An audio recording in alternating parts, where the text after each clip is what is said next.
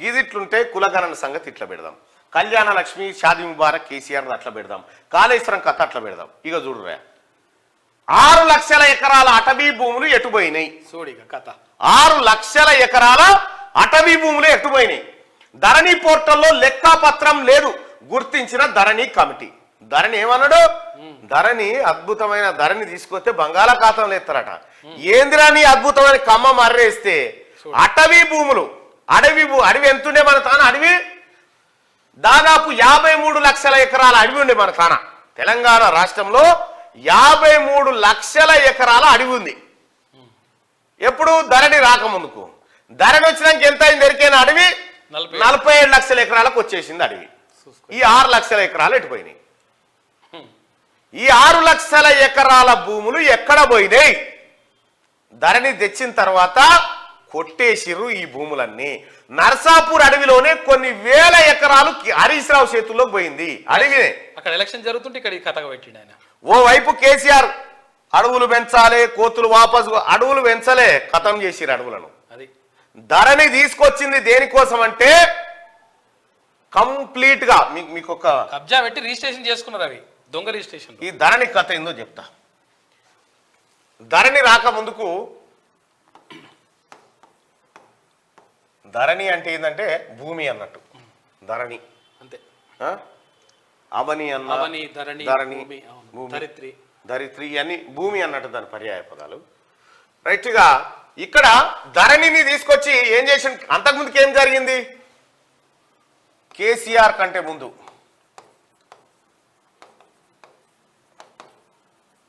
ఏముండేనంటే గ్రామ స్థాయిలో VRA, VRO, ఆ తర్వాత ఆర్ఐ, ఆ తర్వాత డిప్యూటీ తహసీల్దార్ ఉండే. డిప్యూటీ తహసీల్దార్ లేకపోతే తర్వాత తహసీల్దార్, ఆ తర్వాత ఆర్డీఓ, ఆ తర్వాత జేసీ, ఆ తర్వాత కలెక్టర్, ఆ తర్వాత సిసిఎల్ఏ.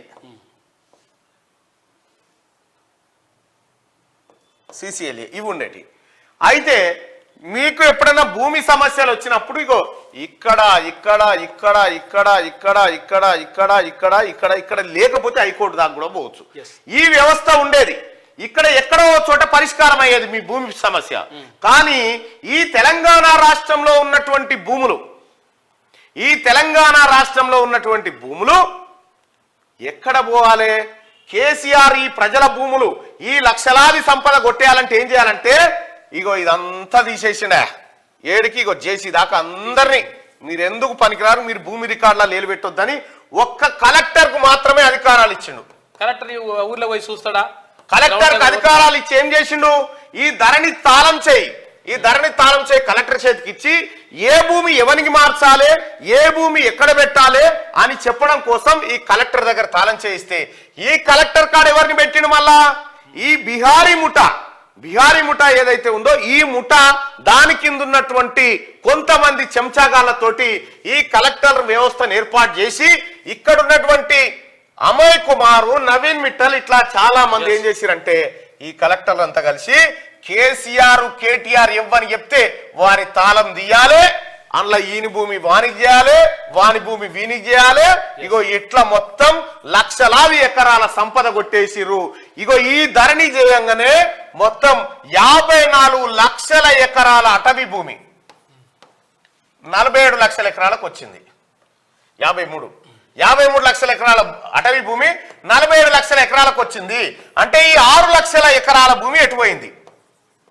6 లక్షల ఎకరాల భూమి ఎటుపోయింది చెప్పురు ప్రజలారా, కామెంట్లలో చెప్పండి. ఓన్లీ అటవీ భూమి, మళ్ళీ మామూలు కాదు, ఓన్లీ అటవీ. హైదరాబాద్ భూములు వేరు, మళ్ళీ ఇంకా అటవీ భూమి.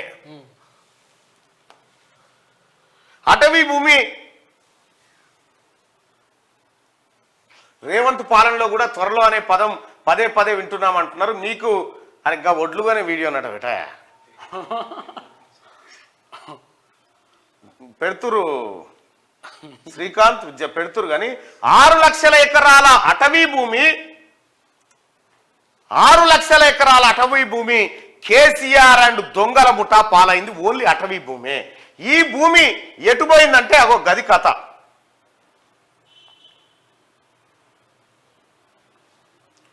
పెండలపూర్ గట కేసీఆర్ ఆయన అంటున్నాడు. ఈ 6 లక్షల ఎకరాల అటవీ భూమిని కేసీఆర్ కుటుంబం ఈ దొంగల ముఠ అప్పనంగా కొట్టేసింది. రాష్ట్రంలో దాదాపు 6 లక్షల ఎకరాల ఫారెస్ట్ ల్యాండ్ ధరణి పోర్టల్లో కనిపించడం లేదని ధరణి కమిటీ గుర్తించింది. ఈ భూములన్నీ ఎటు మారాయో ఎవరి పేర్ల మీద ఉన్నాయో తేల్చేందుకు సిద్ధమైంది. దీనిపై రాష్ట్ర ప్రభుత్వానికి త్వరలోనే సిఫార్సులు చేయనుంది. ధరణి పోర్టల్లోని సమస్యలు, పోర్టల్ రీకన్స్ట్రక్షన్ పై CCLA కన్వీనర్ నవీన్ మిట్టల్ ఆధ్వర్యంలో ఏర్పాటైన ధరణి కమిటీ శనివారం సెక్రటేరియట్ లో ఫారెస్ట్, అగ్రికల్చర్ అధికారులతో సమావేశమైంది. ఈ సందర్భంగా ఫారెస్ట్ ల్యాండ్స్ పై విస్తృతంగా చర్చించింది. ఫారెస్ట్ యాక్ట్ లో సెక్షన్ 15 ప్రకారం రాష్ట్రంలో అటవీ భూములు 53 లక్షల ఎకరాలుగా ఉన్నది.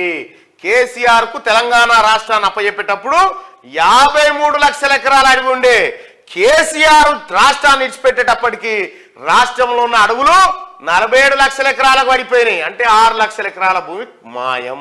కొట్టేసిరు, 100% కొట్టేసిండు, ఎత్తుకొని పోయిండు అంతే. ఇగో ఇవి బయటికి వస్తాయని, ఈ లెక్కలు బయటికి వస్తాయని ఇప్పుడు వాళ్ళు గిలగిల కొట్టుకుంటారు. అయ్యో ఎన్నడు ఆటో వాళ్ళకు కనీసం షేకాండి అనోడు.